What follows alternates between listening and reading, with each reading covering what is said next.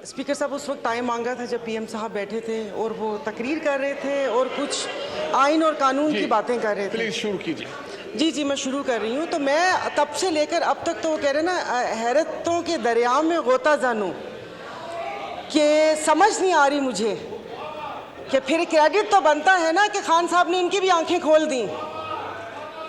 तो फ़र्क क्या रह गया कि कुछ अरसा पहले इदारों पर उंगलियां उठ रही थीं, उन पे सवालात उठ रहे थे, आज ये अदलिया पर उंगलियां उठा रहे हैं। तो वन मैन शो तो 75 सालों से इस मुल्क में, और अगर थोड़ा लाइटर मोड में बात करूं तो इतने सारे लोग वन मैन शो परफ्यूम भी लगाते होंगे। क्या पार्टी में वन मैन शो नहीं होता? तो पूछना मुझे, मेरे 2-3 सवालात हैं। पूछना ये था कि यह वन मैन शो कि नहीं होगा, क्या ये सिर्फ अदलिया की हद तक होगा या इसका इतलाक बाकी इदारों पर भी होगा? यानी कि आप हालात उस नहज तक लेकर जा रहे हैं कि नाउज़ुबिल्लाह फिर चीफ ऑफ आर्मी स्टाफ भी ना हो, सारे जनरल चीफ हों, एक उनका फैसला नहीं होगा। मुईशत तो तबाह कर दी, अब हाथ धोकर इदारों के पीछे पड़ गए हैं। इन 75 सालों में जो बारियां लगी उनमें इनको ख्याल किसी चीज़ का नहीं आया। अब जब बात अपने पर आई तो फिर इनको इदारों की खामियां भी दिखना शुरू हो गई। जो आवाम मर रही थी और जो इंसाफ का जो क्या कहते हैं कितने नंबर पर चला गया, कहाँ से कहाँ तक, तब ख्याल नहीं आया। लेकिन वो कहते हैं ना कि जब अपने पाँव जले तो फिर इदारों के ऊपर आ गए। और उस वक्त से मुझे सिर्फ एक बात पूछनी है कि ये जो ऐवान है, ये अवाम का ऐवान है या इनके मसाइल हल करने की जगह है? ये कल भी जब ये स्पीच हुई थी, आपने जॉइंट सेशन बुलाया था, मैंने कहा शायद इस बाबरकत महीने में जो अवाम सहर व अफ्तार की लज्जतों से महरूम है, उस महंगाई में पिस रही है, शायद उसकी बात होगी।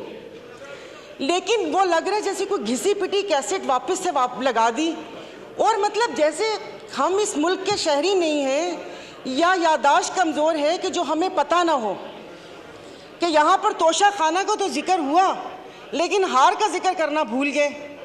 जब केस की बात हुई तो आप इनसे ये तो पूछें कि यूसुफ रज़ा गिलानी साहब के पिटीशन दायर किसने की थी? वो भी इन्होंने की थी। बड़े मियाँ साहब काला कोट पहन कर गए थे। और दूसरा,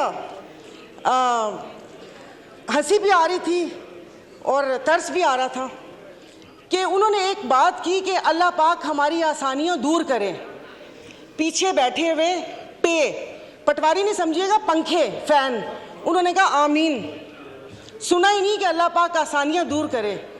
और दूसरा, आपने साले मोहम्मद को बोला तशरीफ़ रखें, पीएम साहब बैठ गए, तो कितने मासूम हैं।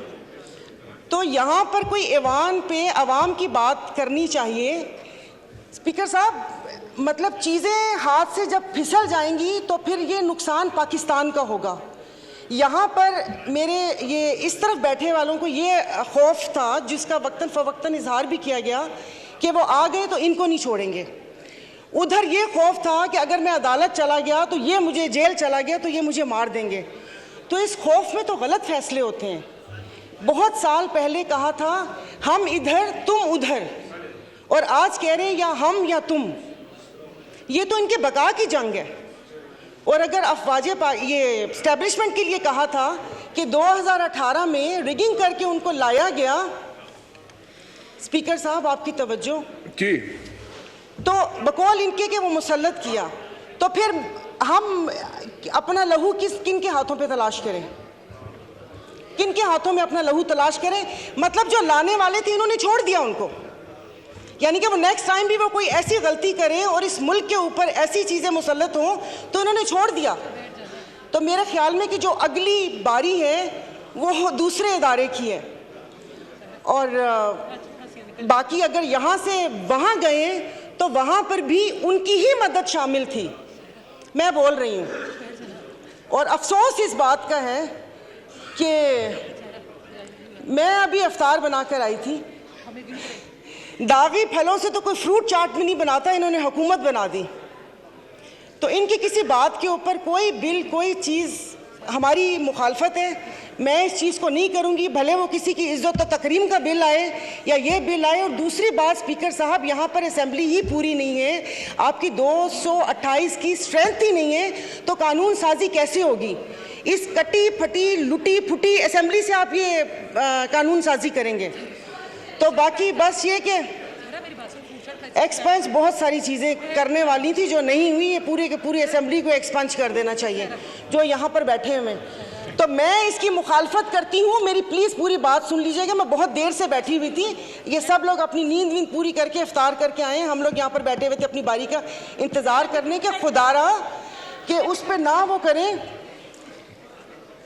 अब एक शेर बनता है डस्के पे, सुना दूंगी, तो वो देखिए, तो ये ना करें कि चीज़ें हमारे हाथ से फिसल जाएं, अदलिया हो या अफवाज पाकिस्तान हो, हमारे लिए मोहतरम है। जब यहाँ पर सवाल उठना शुरू हो जाएंगे, वो पंजाबी का शेर है ना कि जितना ते हारना दो अलग शैमा, ए दुखिया नाल साढ़े यक्के ते ना मारो, इन दुखियों से आप इक्के मार रहे हैं।